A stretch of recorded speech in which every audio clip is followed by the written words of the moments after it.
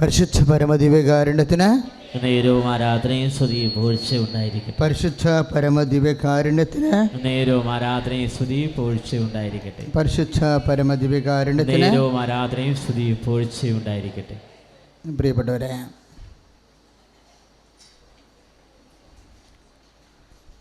നമ്മൾ ദൈവത്തോട്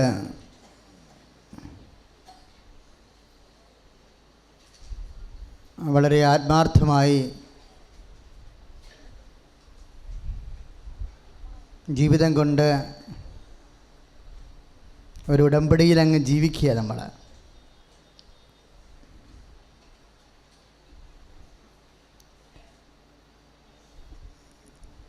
ഇന്ന് ഉടമ്പടിയിൽ നമ്മൾ ദൈവത്തോടു കൂടെ ജീവിക്കുമ്പോൾ നമ്മൾക്ക് എന്താണ് സംഭവിക്കുന്നതെന്ന് അറിയണത് നല്ലതാണ്. നമ്മൾക്ക് എന്താണ് ഈ ആധ്യാത്മികമായ കാലാവസ്ഥയിൽ, ഇപ്പം മാവ് പൂക്കുന്ന കാലമല്ലേ അല്ലേ? മാവൊക്കെ പൂത്തുകൊണ്ടിരിക്കുക. ജനുവരി ആയപ്പോൾ പൂക്കാൻ തുടങ്ങിയതാണ്, ഇപ്പോഴും പൂത്തുകൊണ്ടിരിക്കുക. മാവ് പൂക്കുന്നൊരു കാലമാണ്. അപ്പോൾ ഓരോ കാലാവസ്ഥയിലുമാണ് ഇതുപോലെ പുഷ്പങ്ങളും വസന്തങ്ങളും ഒക്കെ ഉണ്ടാകുന്നത്, കായ്ഫലങ്ങളൊക്കെ ചൂടണത് അല്ലേ? ഉടമ്പടിയിൽ ആധ്യാത്മികമായ ഒരു വസന്തകാലമാണ്. നമ്മുടെ ആത്മാവിന് കുറേയധികം ഫലങ്ങൾ. ഇപ്പം ഞാൻ ഇപ്പോഴേ ഒരു കുഞ്ഞിനെ എടുത്തു തുടങ്ങിച്ച്, അവൻ്റെ പേര് നവീൻ കൃഷ്ണ എന്നാണ്. നവീൻ കൃഷ്ണ. ഇപ്പോൾ നവീൻ കൃഷ്ണനെ ഇപ്പോൾ എടുത്തു തുടങ്ങിച്ച്, അപ്പോഴവരുടെ അമ്മയും അപ്പനും എന്നോട് പറഞ്ഞു, അച്ഛാ മാതാവിൻ്റെ കൊച്ചാണ് കേട്ടാന്ന് പറഞ്ഞു.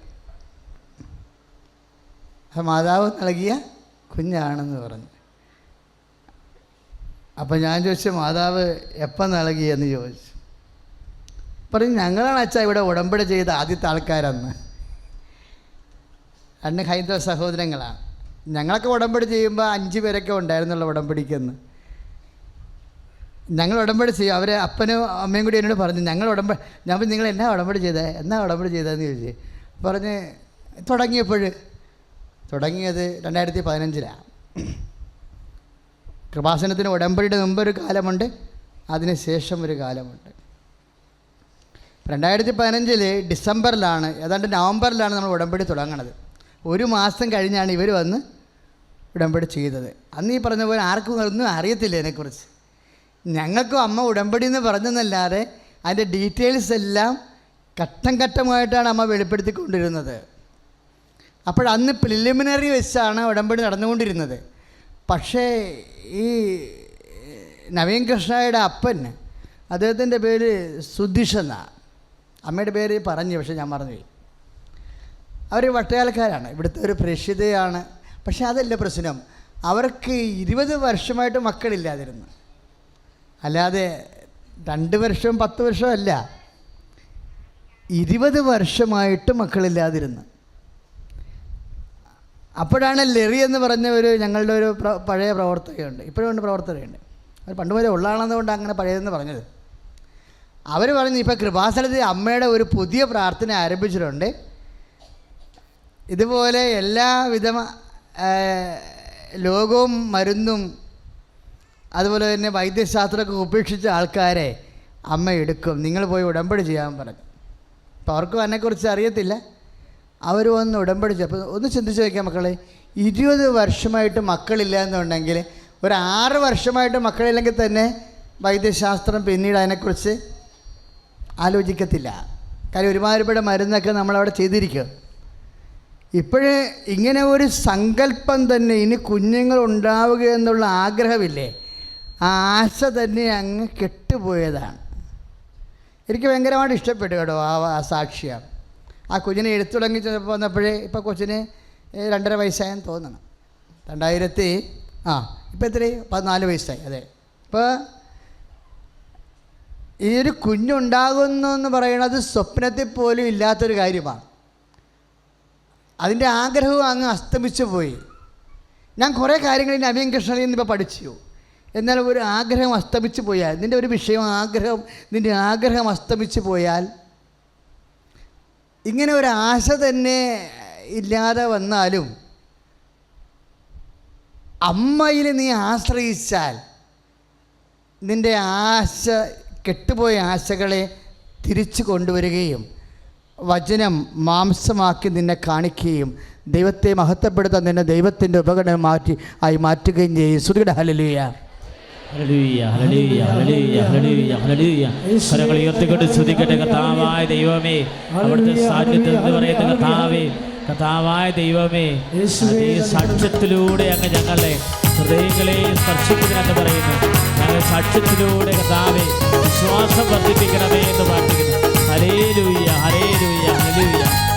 കരങ്ങളടിച്ചോണ്ട് പാടാം എല്ലാവരും.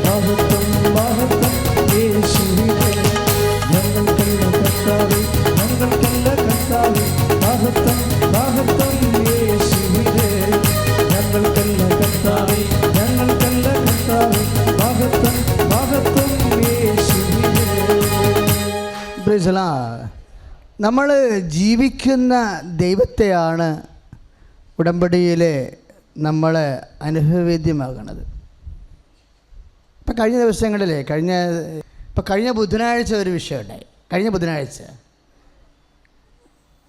അപ്പോഴൊരു മുസ്ലിം ഡോക്ടറുടെ സാക്ഷ്യം നേരത്തെ പറഞ്ഞായിരുന്നല്ലോ, ഇല്ലേ? നിങ്ങൾ കേട്ട് യൂട്യൂബിൽ ആ സാക്ഷ്യം കിടക്കുന്നുണ്ട്.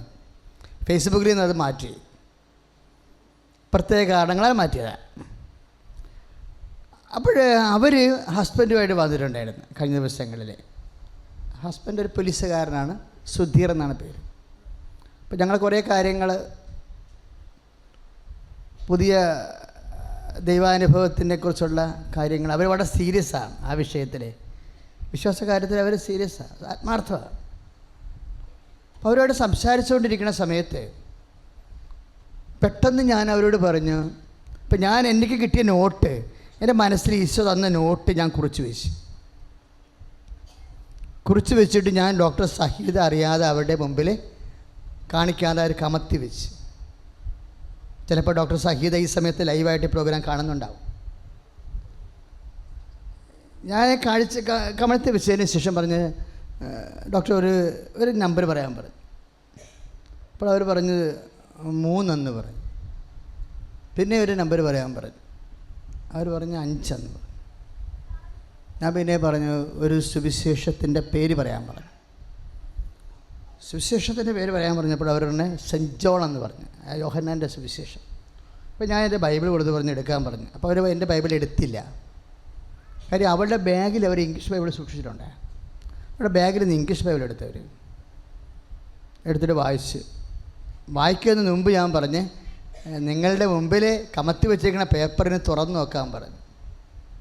അതവർ നമ്പർ പറയും മുമ്പ് കർത്താവ് എഴുതി വെച്ച സംഭവമാണ്. അത് തുറന്നു നോക്കിയപ്പോൾ ഞെട്ടിപ്പോയി. എന്നാ കാര്യം? അത് 3 യോഹന്നാൻ്റെ സുവിശേഷമാണ്. 7 ഒരു 2 വാക്കിന് മാത്രമേ ഇവരെന്നോട് പറഞ്ഞ നമ്പരുമായിട്ട് 2 വാക്കിന് വ്യത്യാസമുള്ളൂ. പക്ഷേ സബ്ജക്റ്റ് ഒന്ന് തന്നെയാണ്. സബ്ജക്റ്റ് ഒന്നാണ്.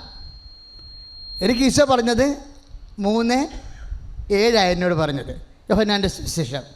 അത് ഞാൻ എഴുതിയിട്ട് അവരുടെ മുമ്പിൽ അവരറിയാതെ കമത്തി വെച്ചിരിക്കുകയല്ലേ. പിന്നെ അവരോട് ചോദിക്കുമ്പോൾ അവർ പറഞ്ഞത് എന്താണ്? 3. പിന്നെ എന്താണ്? 3, 5. എന്ത് സുവിശേഷമാണ്? യോഹന്നാൻ്റെ സുവിശേഷം. ഇതെന്താണെന്ന് നിങ്ങൾ ചിന്തിക്കണം. അവർ പറയാൻ പോകുന്ന സുവിശേഷം ലൂക്ക പറയാം, മത്തായി പറയാം, മർക്കോസ് പറയാം, അല്ലേ? യോഹന്നാനും പറയാം. 3 പറയാം, 5 പറയാം, 4 പറയാം, 30 പറയാം, 10 പറയാം, എത്ര വേണമെങ്കിലും പറയാം. എന്തുകൊണ്ട് അവരത് തന്നെ പറയണം? ആ നമ്പർ തന്നെ പറയുന്നു. എന്തുകൊണ്ട് ആ സുവിശേഷം തന്നെ പറയുന്നു? ഞാൻ പറഞ്ഞ് ഇനി വായിച്ചു നോക്കാൻ പറഞ്ഞു. എന്താ അവരോട് പറഞ്ഞിരിക്കണേ? ഈശോ യു മസ്റ്റ് റീബർത്ത്, ജലത്താലും പരിശുദ്ധാത്മാവിനാലും വീണ്ടും ജനിക്കുന്നില്ലെങ്കിൽ ദൈവരാജ്യത്തിൽ പ്രവേശിക്കുകയില്ല. സ്തുതിയുടെ ഹല്ലേലൂയ,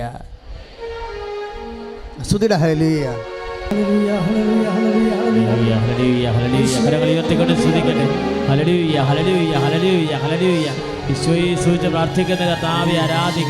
എൻ്റെ പേര് ഡെമിന.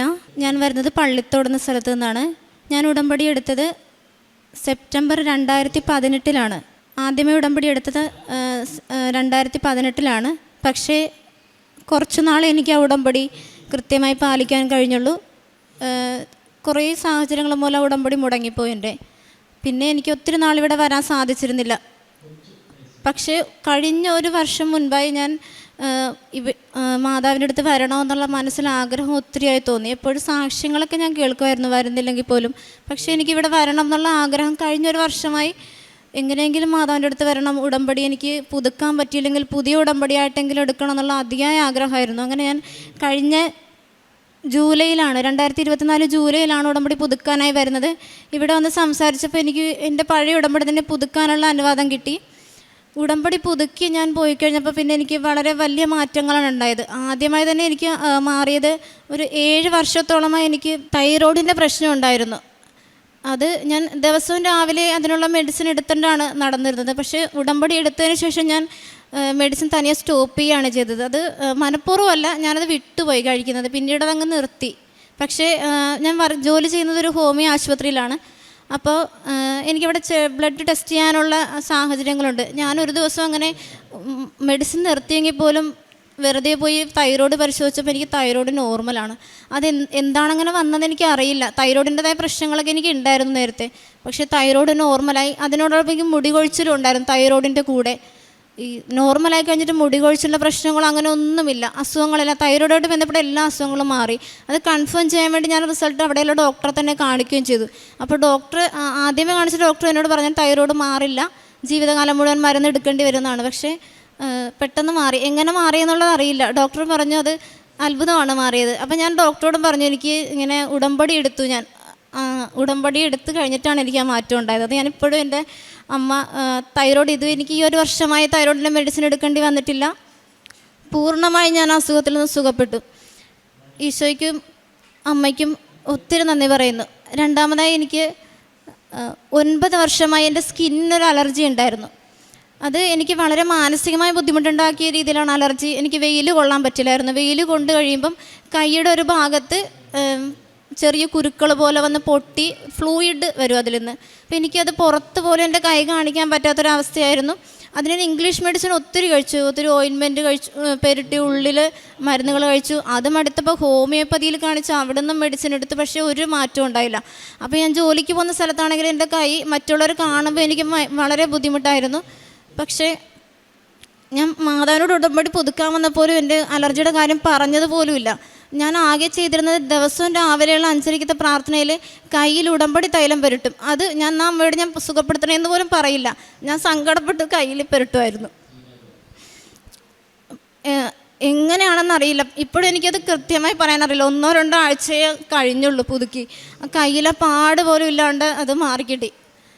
അതെനിക്ക് വളരെ അത്ഭുതമായി തോന്നുന്നൊരു കാര്യമാണ് ജീവിതത്തിൽ. കാരണം ഒരിക്കലും കാണിച്ച ഡോക്ടേഴ്സൊക്കെ പറഞ്ഞത് വെയിൽ കൊള്ളാൻ പാടില്ല, ഷർട്ടിട്ട് നടക്കണമെന്ന് പറഞ്ഞു, കൈ വെയിൽ കാണിക്കാതെ. അപ്പോൾ എനിക്ക് പുറത്തിറങ്ങാൻ പറ്റാത്തൊരു സാഹചര്യത്തിൽ എനിക്ക് അത് എങ്ങനെ മാറി. ആ തൈലം മാത്രമാണ് ഞാൻ പുരട്ടിയത്, വേറെ ഒരു മെഡിസിനോ ഒന്നും പുരട്ടിയിട്ടുണ്ടായിരുന്നില്ല. ചൊറിച്ചിലുണ്ടാകുമായിരുന്നു. പക്ഷേ അത് പൂർണ്ണമായിട്ട് സുഖപ്പെട്ടു. അത് അധിക ദിവസം ആയില്ല, ഉടമ്പടി പുതുക്കി ആ ദിവസങ്ങളിൽ തന്നെ പൂർണ്ണമായിട്ട് സുഖപ്പെട്ടു. ഞാൻ പിന്നെ കൈയിൻ്റെ കാര്യം ഓർത്തതേ ഇല്ല. ഞാൻ കർച്ചീഫൊക്കെ കെട്ടിയാണ് നടന്നിട്ടിരുന്നത് ഒരിടയ്ക്ക്. എന്നെ അറിയാവുന്നവർക്കും എൻ്റെ കൂടെയുള്ളവർക്കും അതറിയാം എൻ്റെ പ്രശ്നം. പക്ഷേ പിന്നീട് ഞാൻ ആ കൈയിൻ്റെ കാര്യം വരെ മറന്നു.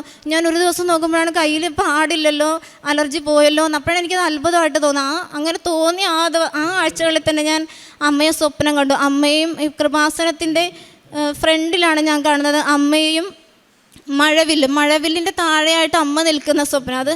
അതെനിക്ക് വളരെ സുഖപ്പെടുത്തിയതാണ് അമ്മ എന്നുള്ള പൂർണ്ണമായ വിശ്വാസം എനിക്ക് അപ്പോഴാണ് ബോധ്യമായത്. ശരിക്കും അത് എനിക്ക് ഒരു മെഡിസിനും അതിനു വേണ്ടി എടുക്കേണ്ടി വന്നില്ല. എന്നെ ഏറ്റവും വലിയൊരു ബുദ്ധിമുട്ടായിരുന്നു എൻ്റെ സ്കിൻ അലർജി. അതിൽ നിന്ന് എന്നെ സുഖപ്പെടുത്തിയ അമ്മയ്ക്ക് ഒത്തിരി നന്ദി പറഞ്ഞുകൊള്ളുന്നു. പിന്നെ എനിക്ക് ചെറുതിലേ മുതലേ എനിക്ക് പനിയുടെ കൂടെ ശ്വാസം മുട്ടൽ വരുന്ന പ്രശ്നം ഉണ്ടായിരുന്നു. അത് എത്ര വയസ്സ് മുതലാണെന്ന് എനിക്ക് കൃത്യമായി അറിയില്ല. ചെറുതിലേ മുതലേ ഉണ്ടെന്നാണ് എൻ്റെ അമ്മ പറഞ്ഞിരുന്നത്. പക്ഷേ അത് എപ്പോഴും പനി വരുന്നതിൻ്റെ കൂടെ ശ്വാസം മുട്ടൽ വരും. എപ്പോൾ പനി വന്നാലും ശ്വാസം മുട്ടലിൻ്റെ മെഡിസിൻ ഞാൻ എടുക്കണം, ഇഞ്ചക്ഷനോ ഗുളികയോ ആയിട്ട് എടുത്തുകൊണ്ടിരുന്നു. അതിപ്പോൾ ഒത്തിരി വർഷമായിട്ട്. ഉടമ്പടി പുതുക്കിയതിന് ശേഷം 2ാമത്തെ പുതുക്കൽ കഴിഞ്ഞപ്പോൾ എനിക്കൊരു നല്ലൊരു ശ്വാസം മുട്ടൽ, കടുത്ത ശ്വാസം മുട്ടൽ വന്നു. പനിയും വിട്ടുമാറാത്ത ശ്വാസം മുട്ടലുമായിട്ട് വന്നു. ഇൻഹേലർ എടുക്കേണ്ട ഒരു സാഹചര്യത്തിലേക്ക് ഞാൻ എത്തി. പക്ഷേ എന്നിട്ട് പോലും ഞാൻ ഉടമ്പടിയിൽ നിന്ന് ഒരു തരി പോലും മാറിയില്ല. കാരണം എനിക്ക് നല്ല വിശ്വാസമായിരുന്നു എന്നെ അമ്മ സുഖപ്പെടുത്തുന്നത്. പക്ഷേ ഡോക്ടർ എന്നോട് പറഞ്ഞത് ഇൻഹേലർ നമുക്ക് ഉപയോഗിച്ച് തുടങ്ങാം, ദീർഘനാളും ഇൻഹേലർ ഉപയോഗിക്കേണ്ടി വരും, എന്നാലും ഇതിന് സമരം കിട്ടുള്ളൂ. ദിവസം 8-9 പഫൊക്കെ ഞാൻ ഇൻഹേലർ എടുക്കുമായിരുന്നു. എനിക്ക് പറ്റാതെ വന്നു. പക്ഷേ എന്നിട്ട് പോലും ഞാൻ പ്രാർത്ഥനയെന്നോ ജപമാല ചൊല്ലുന്നോ ഒരിക്കലും മാറിയിരുന്നില്ല. എനിക്ക് എൻ്റെ ആ ഡോക്ടർ പറഞ്ഞ കണക്കുവരെയൊന്നും പോകേണ്ടി വന്നിട്ട് 2-3 ആഴ്ചയ്ക്കുള്ളിൽ തന്നെ ഇൻഹേലർ ഞാൻ ഉപേക്ഷിച്ചു. ഇപ്പോൾ എനിക്ക് ഇൻഹേലർ ഉപയോഗിക്കേണ്ട. ഇപ്പോൾ ഏകദേശം 1 വർഷം ആകുന്നു ആ അനുഗ്രഹം കിട്ടിയിട്ട്. ഇപ്പോൾ എനിക്ക് അധികം നേരത്തെ എപ്പോഴും പനി വരുമ്പോഴാണ് ഈ ശ്വാസം മുട്ടത്. ഇപ്പോൾ എനിക്കങ്ങനെ പനിയും അസുഖമായിട്ട് വരാറില്ല. ശ്വാസം മുട്ട് നേരെ തണുപ്പടിക്കുമ്പോൾ പോലും ഈ ശ്വാസത്തിൻ്റെ പ്രശ്നം ഉണ്ടായിരുന്നു. ഇപ്പോൾ അങ്ങനെയുള്ള ബുദ്ധിമുട്ടുകളൊന്നുമില്ല. അമ്മ എന്നെ പൂർണ്ണമായി സുഖപ്പെടുത്തി. ഇൻഹേലർ ഉപയോഗിക്കുന്നില്ല, മെഡിസിനൊന്നും ഞാനതിന് എടുക്കുന്നതോ കഴിക്കുന്നതോ ഇല്ല. അതെല്ലാം എൻ്റെ അമ്മ എനിക്ക് ഉടമ്പടി പുതുക്കിയവരോട് എനിക്ക് കിട്ടിയ അനുഗ്രഹമാണ്. ഞാൻ ഇത്രയും താമസിച്ച് പോയല്ലോ എന്നുള്ള സങ്കടമാണ് എനിക്ക് ഇപ്പോഴും ഉള്ളത്. കാരണം 2018 എടുത്ത ഉടമ്പടിയാണ്. എനിക്ക് അന്നേ കണ്ടിന്യൂ ചെയ്ത് പോകാൻ പറ്റില്ല എന്നുള്ള സങ്കടം എനിക്ക് ഇന്നും ഉണ്ട്. പക്ഷേ ഇനി അങ്ങ് ജീവിതകാലം മുഴുവൻ എനിക്ക് ഉടമ്പടിയിൽ നിൽക്കാനാണ് എൻ്റെ ഏറ്റവും വലിയ ആഗ്രഹം. അത് അമ്മ എനിക്ക് സാധിച്ചു തരട്ടെ. ഇത് കൂടാതെ എനിക്ക് ചെറുതിലേ മുതലേ വേളാങ്കണ്ണി പള്ളിയിൽ പോകണം എന്നുള്ളൊരു ആഗ്രഹം മനസ്സിലുണ്ടായിരുന്നു. ഞാൻ വളർന്നു വരുന്നവരും വീട്ടിൽ അമ്മയുടെ അമ്മയ്ക്കൊക്കെ ആഗ്രഹം ഉണ്ടായിരുന്നൊരു കാര്യമാണ് വേളാങ്കണ്ണി യാത്ര. അപ്പം മനസ്സിൽ അങ്ങനെ ഒരു സ്വപ്നമായിട്ട് നിന്ന കാര്യമാണ്. ഒരിക്കലും നടക്കുമെന്ന് വിചാരിച്ചിരുന്നതല്ല. അതിനുള്ള സാമ്പത്തികമായ സാഹചര്യങ്ങൾ പോലും ഉണ്ടായിരുന്നില്ല. പക്ഷേ കഴിഞ്ഞ വർഷം ഉടമ്പടി പുതുക്കിയതിന് ശേഷം തന്നെ മൈൻഡിൽ വരുന്നത് വേളാങ്കണ്ണി ഒരു ദിവസം പോകണമെന്നാണ്. അങ്ങനെ ആഗ്രഹിച്ചെന്ന് മാത്രമേ ഉള്ളൂ. ശരിക്കും അതിനുവേണ്ടിയൊന്നും പ്രാർത്ഥിച്ചത് പോലുമില്ല. പക്ഷേ കഴിഞ്ഞ സെപ്റ്റംബർ മാസം പെട്ടെന്നാണ് വേളാങ്കണ്ണി പോലുള്ള തീരുമാനം എടുക്കുന്നു, അമ്മയെ അറിയിക്കുന്നു, ഫാമിലിയോടെ വേളാങ്കണ്ണി പെട്ടെന്ന് പോകുന്നു. യാത്രയും എല്ലാം സുഖമായിട്ട് അമ്മ മാതാവ് എനിക്കവിടെ പോയി അമ്മയെ കാണാൻ സാധിച്ചു. അതൊരു ജീവിതത്തിൽ കിട്ടാവുന്ന ഏറ്റവും വലിയൊരു അനുഗ്രഹ യാത്രയായിരുന്നു അത്. ഒരു ബുദ്ധിമുട്ടും കൂടാതെ യാത്രയിൽ അമ്മ ഞങ്ങളെ സംരക്ഷിച്ചു. അവിടെ ചെന്ന് അമ്മയെ കണ്ടു, അനുഗ്രഹം വാങ്ങി തിരിച്ചു വന്നു. അതെനിക്ക് ഉടമ്പടി എടുത്തതിൽ കിട്ടിയ അനുഗ്രഹമാണെന്ന് നന്നായി ബോധ്യപ്പെട്ടു. കാരണം ഇത്രയും നാളായിട്ടും ആഗ്രഹിച്ചിട്ടൊന്നും നടക്കാവുന്ന കാര്യമാണ് ഉടമ്പടിയിലൂടെ എനിക്ക് സാധിച്ചു കിട്ടിയത്.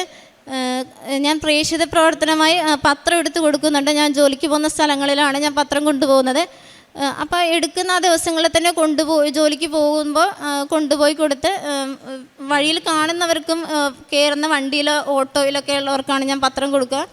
എല്ലാവരും വളരെ സന്തോഷത്തോടെയാണ് പത്രം വാങ്ങിക്കുന്നത്. എല്ലാവരോടും ഞാൻ എനിക്ക് സംഭവിച്ച കാര്യങ്ങൾ പറയാറുണ്ട്. എനിക്ക് ഉടമ്പടിയിലൂടെ കിട്ടിയ അനുഗ്രഹങ്ങൾ അതോടുകൂടി തന്നെ അവരോട് ഞാൻ ആവശ്യപ്പെടും. എപ്പോഴെങ്കിലും ഇവിടെ കൃപാസനത്തിൽ വന്ന് അമ്മയെ വന്ന് കാണണം, ഉടമ്പടി എടുക്കണം, അനുഗ്രഹം എനിക്ക് സാധിക്കുന്നവരോടൊക്കെ ഞാൻ പറയുന്നുണ്ട്. കുറച്ച് പേര് വന്ന് ഉടമ്പടി എടുത്തവരും ഉണ്ട്. അങ്ങനെ എൻ്റെ സംസാരത്തിൽ നിന്ന് തന്നെ എനിക്ക് കിട്ടിയ അനുഗ്രഹങ്ങൾ മനസ്സിലാക്കി വന്ന് എടുത്തവരുണ്ട്.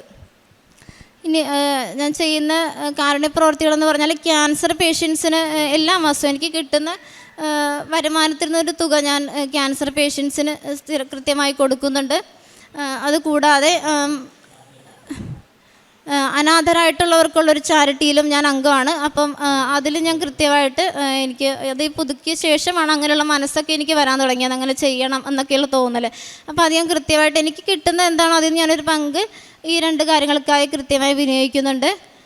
പിന്നെ ഈ ഉടമ്പടി നേർച്ച വസ്തുക്കളുടെ ഉപയോഗമാണ് എന്നെ രക്ഷിച്ച് ഇപ്പോഴും ചെറിയ എന്തെങ്കിലും ഒരു ബുദ്ധിമുട്ട് എൻ്റെ വീട്ടിലുള്ളവർക്കോ രണ്ടേപോലെ ഞാൻ ആദ്യം എടുക്കുന്നത് ഉടമ്പടി തൈലം, ഉടമ്പടി ഉപ്പ്, തേന് എന്നിവ കുഞ്ഞുങ്ങൾക്കാണെങ്കിൽ പോലും. അപ്പം അതെനിക്ക് അമ്മ ഒത്തിരി അനുഗ്രഹങ്ങൾ അതിലൂടെ തന്നുകൊണ്ടിരിക്കുകയാണ്. കൂടാതെ എൻ്റെ ആത്മീയമായി എനിക്ക് സംഭവിച്ച പ്രത്യേകതകൾ എന്ന് പറഞ്ഞാൽ വളരെ ദേഷ്യമുള്ളൊരു വ്യക്തിയായിരുന്നു ഞാൻ. അങ്ങനെ പെട്ടെന്ന് എന്തെങ്കിലും പറഞ്ഞാലും ദേഷ്യപ്പെടുത്തുന്ന സ്വഭാവക്കാരിയായിരുന്നു. പക്ഷേ ഇപ്പോൾ ആ ദേഷ്യത്തിൽ നിന്നൊക്കെ ഞാൻ മാറി. എനിക്ക് കുറച്ചുകൂടെ സംയമനം പാലിക്കാൻ പറ്റുന്നുണ്ട് മാനസികമായിട്ട്. കൂടാതെ പ്രാർത്ഥനാ ജീവിതത്തിൽ ഞാൻ കൃത്യമായിട്ടൊന്നും പ്രാർത്ഥന ഫോളോ ചെയ്യുന്ന ആളായിരുന്നില്ല. കൃത്യമായി ജപമാല ചൊല്ലുന്ന ആളോ പള്ളിയിൽ പോകുന്ന ആളോ അങ്ങനെയൊന്നും ആയിരുന്നില്ല. പക്ഷേ ഇപ്പം കൃത്യമാണ്, എൻ്റെ ജീവിതചര്യയാണ് ജപമാല എന്ന് പറയുന്നത്. ഞാൻ യാത്രക്ക് പോകുമ്പോഴും ജോലിക്ക് പോകുന്ന സമയങ്ങളിലും ട്രെയിനിലിരുന്നാണ് ഞാൻ പോവുക. അപ്പോൾ ട്രെയിനിൽ നിന്ന് ജപമാല കൃത്യമായി ചൊല്ലുന്നത് ഇത്ര എന്ന കണക്കില്ല. മൊബൈലിൽ ഞാനതിൻ്റെ ജപമാല ആപ്പ് എടുത്തിട്ട് അത് ചൊല്ലുവാണ്. എനിക്ക് പറ്റാവുന്ന അത്രയും ജപമാലകൾ ഞാൻ ഒരു ദിവസം ചൊല്ലുന്നു. രാത്രിക്കുള്ളിൽ എത്രയും സാധിക്കാം അത്രയും ജപമാലകൾ ഇന്നും മുടക്കം കൂടാതെ ഏത് അവസ്ഥ വന്നപ്പോൾ പോലും ജപമാല ഞാൻ മുടക്കിയിട്ടില്ല. അതോടുകൂടെ തന്നെ ബൈബിൾ വായനയും എനിക്കുണ്ടായിരുന്നില്ല. ബൈബിൾ വായന ഇപ്പോൾ അരമണിക്കൂർ എന്നാണെങ്കിൽ അരമണിക്കൂറിൽ കൂടുതൽ ബൈബിൾ സ്ഥിരമായി വായിക്കുന്നു.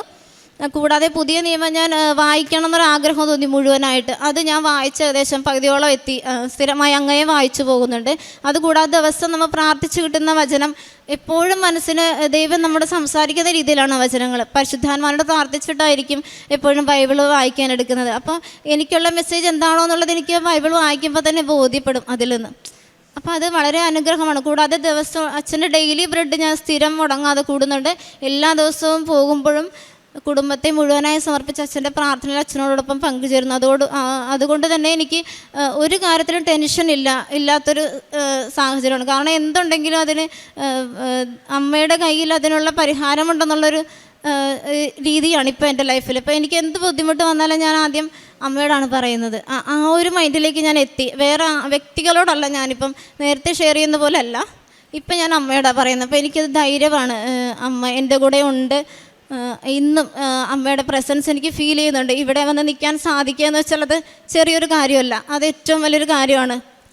അതെനിക്ക് സാധിക്കുമെന്ന് ഞാൻ വിചാരിച്ചിരുന്നില്ല. പക്ഷേ മനസ്സിലൊരു ടെൻഷൻ ഉണ്ടായിരുന്നു, വന്ന് പറയാൻ പറ്റുമെന്ന്. ആ ടെൻഷനുള്ള സമയത്ത് തന്നെ ഞാൻ ഇവിടെ വന്ന് സാക്ഷി പറഞ്ഞ സ്വപ്നം ഞാൻ കണ്ടു. അമ്മ എന്നെ അത് കാണിച്ചു തന്നു. അപ്പോൾ എനിക്ക് ഉറപ്പായി ഞാനിവിടെ വരും എന്നുള്ളത്.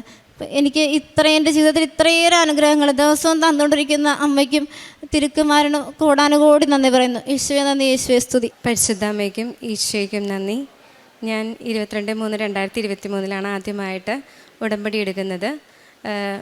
ഞാൻ ഇതെൻ്റെ ഭർത്താവ് ജൂഡ്ലാൽ, മോള് ആൻ മരിയ. ഞങ്ങളുടെ കുടുംബത്തിന് ലഭിച്ച അനുഗ്രഹങ്ങൾക്ക് നന്ദി പറയാനായിട്ടാണ്. പരിശുദ്ധാമ്മ വഴി ഈശോ ഞങ്ങൾക്ക് ലഭിച്ച അനുഗ്രഹങ്ങൾക്ക്. ആദ്യമായിട്ട് ഞാൻ ഉടമ്പടി എടുത്ത ആ ദിവസം തന്നെ എനിക്ക് ലഭിച്ച രോഗസൗഖ്യമാണ്.